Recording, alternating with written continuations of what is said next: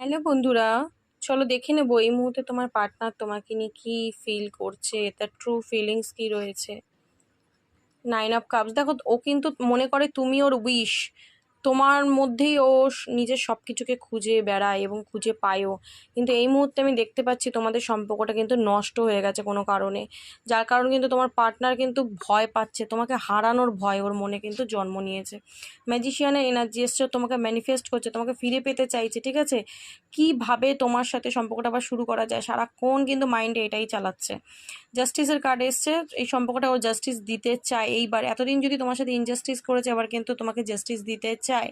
কেন? কারণ 10 of cups এনার্জিটা এসছে, ও কিন্তু তোমার সাথে একটা ফ্যামিলি চাইছে, ম্যারিড লাইফ চাইছে, ঠিক আছে। তোমার সাথেই আবারও কিন্তু শুরু চাইছে, যদি শেষ হয়ে গিয়ে থাকে এইসব সোর্সে এনার্জি।